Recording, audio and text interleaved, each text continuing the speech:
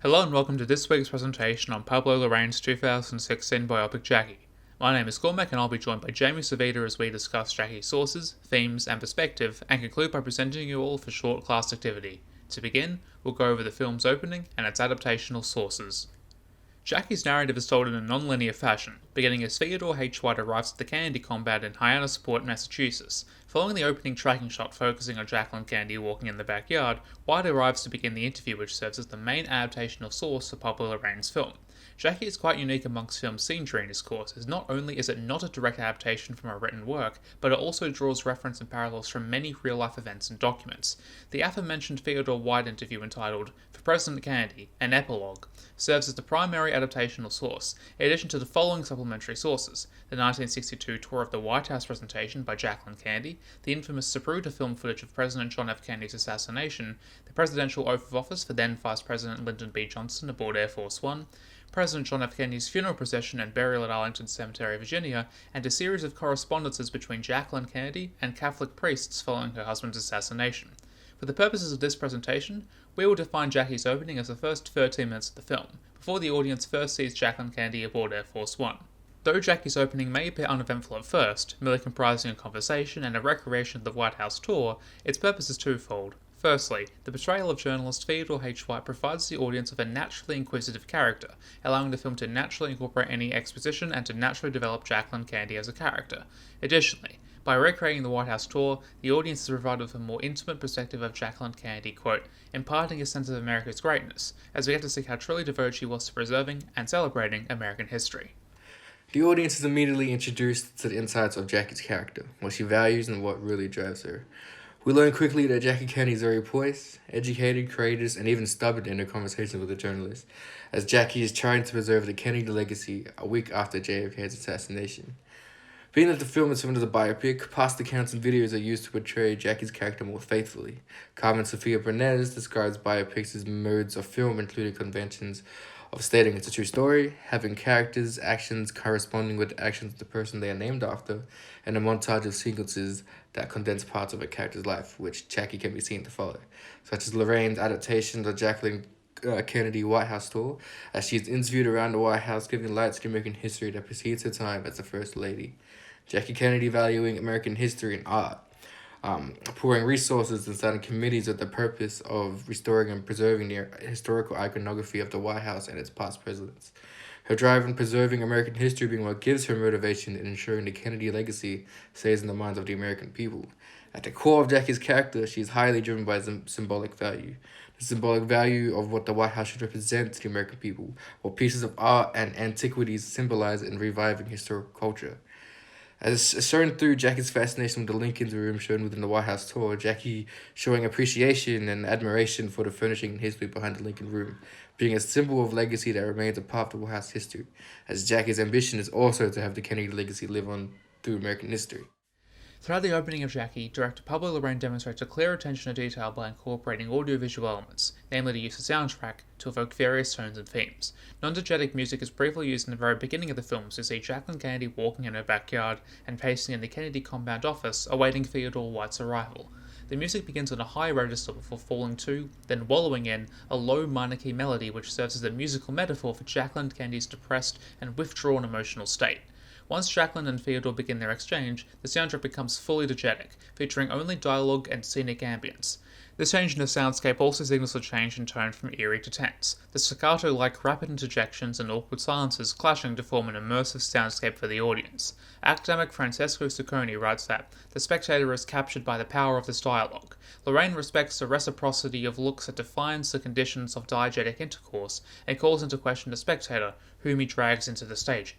Music is again subtly incorporated toward the end of what we're considering the opening of Jackie, as a brief musical segment from Richard Burton's Camelot is played, establishing the biopic's core theme of John F. Kennedy as a revered figure of American history and culture. White and Kennedy's verbal exchange itself also lays the foundation for other narrative themes that are further built upon throughout the film, namely Jacqueline's fixation of celebrating history, helping secure her husband's legacy, and her crisis of faith following President Kennedy's infamous assassination. From the words and page of Theodore H. White's journal to Larraín's vision of Jackie Kennedy's account of her experience, film provides audiences with a means of deeper understanding to the original story. Lorraine's film, utilizing multiple sources of historical documents of the Kennedy's days and presidency, as well as mise-en-scene film elements to further distill the theme of legacy throughout the Kennedy biopic. Lorraine uses costumes performance to explore Jackie Kennedy's drive for authenticity and legacy for the people. Mrs. Kennedy's iconic bright pink Chanel suit covered in her husband's blood aboard the Air Force One in a sea of presidential servicemen in black suits keeps attention on Portman's performance through the scene. Mrs. Kennedy's reluctance to change clothes or leaving the plane for the American people to, quote, let them see what they've done, unquote, as an attempt to not allow the people to realize the true story of the assassination. While also following the accounts of photographs taken of Lyndon Johnson's swearing to presidency as Jacqueline Kennedy is seen wearing the exact same outfit with blood smeared over proving to keep the authorship of Jacqueline Kennedy's experience intact. Lorraine also utilizes color and lighting to clearly distinct and enhance the theme of grief throughout the film. The non-linear story jumping from different moments and moods of Jackie Kennedy, utilizing in different modes of colors and lighting. The natural lighting and warm orange colors of the Kennedys attending musical performances in the White House and greeting crowds on landing to establish their prime moments, thrown into the ill-stricken gray and blue color palettes from scenes reflecting Jackie's greatest grief, such as wiping her husband's blood off her face in an extreme close-up mirror shot with dim background lighting. Then to the soft pastel color palette of conversations between the journalist and Jackie as he numbingly recounts the scrutiny she faced after the death of her husband. Each color palette and lighting effect executed differently in correspondence to the stage of grief Jackie shows in each scene. Lorraine essentially exploring Jackie Kennedy's mindset and emotions effectively through the contrast of visual cues and colors that the film medium can achieve. The quote, "Don't let it be forgot that once us a spot for one brief shining moment that was known as Camelot," is not just narratively relevant as the closing words of Lorraine's biopic, it is also posthumously iconic of the Kennedy presidency. The quote, or more accurately the lyrics, originate from the 1960 musical also titled Camelot.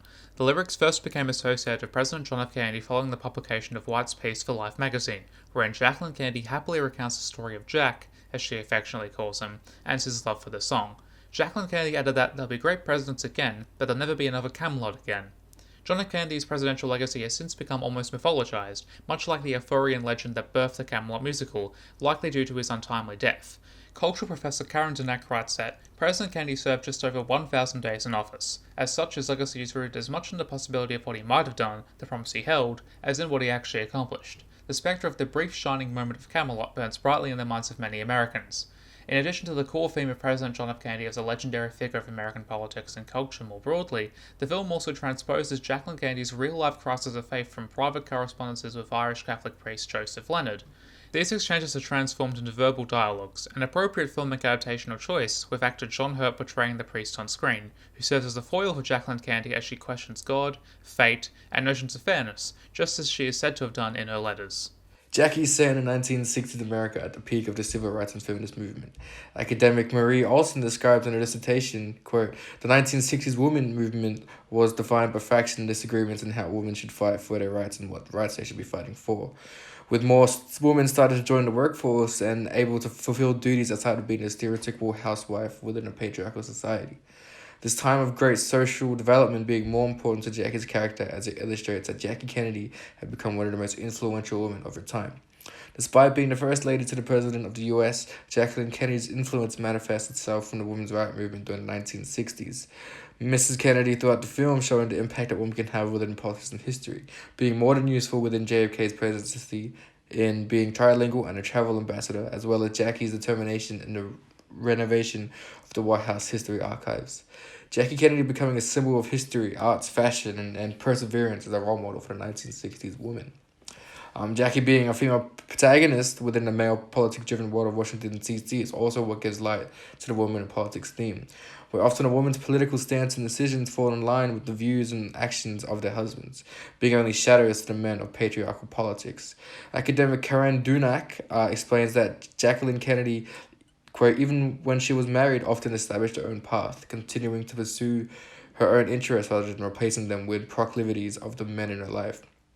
While many previous First Ladies to the President were merely support systems for their husband's political vision, Jackie Kennedy proved to the patriarchal society that women were able to act freely on their own interests, such as Mrs. Kennedy's pursuit of the preservation of American art. giving reason to Jacqueline Kennedy becoming a heavy influence to women in politics, giving greater impact to the American history and culture, and thus solidifying her husband's legacy to the American people. The assassination of President John F. Kennedy is a watershed moment in American political culture and history, and as such has been depicted across various media forms many times. Where Jackie is almost entirely unique, however, is in its focus on Jacqueline Kennedy as opposed to her husband. Lorraine's biopic is aesthetically relevant on this front as it uses various filmmaking techniques to further recontextualize the assassination and reframe the narrative around the First Lady, and to explore the more intimate and personal questions brought on in the murder's aftermath. Sim Cronin argues that the film incorporates, quote, layers of artifice to tell its story. He begins by touching on the film's editing choices. The timeline is thoroughly disjointed, Cronin claims, circling the assassination but not displaying it on screen until quite late in the film, at which point it is recreated with brutal suddenness, as it occurred in life. Cronin continues by arguing that the film's use of two framing devices for Jacqueline and Theodore H. White and her priest serve as, quote, modes of confession in which the recent widow attempts to process and make sense of her husband's death. Referencing the film's cinematography, Cronin concludes, the perspective is Jackie's at all times. JFK himself rarely appears on screen, and often is just a shoulder or a jaw glimpsed in profile at his wife's side. There is a recurring motif in which cinematographer Stéphane Fontaine's camera picks Portman's Jacqueline out of a wider scene, zooming slowly towards her face, which is an open book, endlessly expressive even in total stillness. Jacqueline, a lone female widow in the ruthless male-dominated scene of Washington politics, is also visually highlighted by the film's mise-en-scène. Jacqueline's wardrobe, namely her famous blood-stained pink Chanel suit and her White House tour outfit, are naturally eye-catching, contrasted the setting, and reinforce her relevance in the frame. Generally, Jackie received positive reviews from critics and academics, most critics praising the film for its deep insight into the life of Jackie Kennedy, while others critiquing the film for the dramatization of Kennedy's personal reality and leaving few scenes to speculation and imagination. One of the biggest critiques of Lorraine's Jackie is the dramatized adaptation of Jackie Kennedy. Film critic Peter Rayner of the Christian Science Monitor explains, I quote, this meta biopic is more about Jackie Kennedy as perceived in the popular imagination than it is about the woman herself. In reference to Lorraine's scene in showing a grieving Jackie Kennedy rummaging through her wardrobe while abusing alcohol and running amok around the White House, raising faults in Lorraine's authorship to the source material and sacrificing authenticity for the dramatization of a film product, while not necessarily being a bad thing for a film to increase intrigue and intensity for a film to be viewed, the credibility of the film being an adaptation / biopic of true accounts of Jackie Kennedy starts to dwindle, with such scenes almost proving uncomfortable and unauthentic to the character of the real Jackie Kennedy. However, other critics disagree with these notions and see the nuances of the film's authorship as a positive.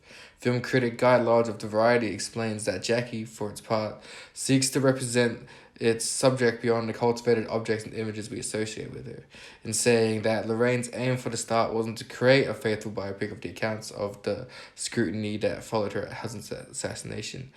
Well, according to Brenes, Lorraine himself has stated explicitly that the film is not a biopic, further explaining you're not going to walk out of the cinema knowing who Jackie Kennedy was, but you might be able to understand what she did. The biopic merely being a vessel of exploring what the effects of grief can do to someone under the world's microscope. And for our class activity, we would like to simply posit 5 questions to you about Jackie as a biopic. 1. Does the biopic strive to one-to-one recreate certain scenes, also impart a responsibility to similarly, objectively, represent the real-life characters on screen? 2. Does the inclusion of Jacqueline Kennedy's crisis of faith, originally written in private correspondences, violate Jacqueline's posthumous right to privacy? 3. Does Jackie's use of multiple adaptational sources speak to a lack of originality, or does connect and use various sources across one cohesive narrative bolster its claim to authorship? Does the non-linear story structure of Jackie aid the narrative as a biopic jumping to different points of the story, or does it hinder the film's coherence? Essentially, would the film benefit from a linear story recounting these events chronologically? And number 5, do you think a biopic should be able to alter accounts of true stories in order to increase drama and tension to adapt into a film? And with those questions, our assignment is brought to a close. We hope you enjoyed both the film and our presentation. If you have any questions for us, we will both be available at Friday's tutorial. Thank you for watching.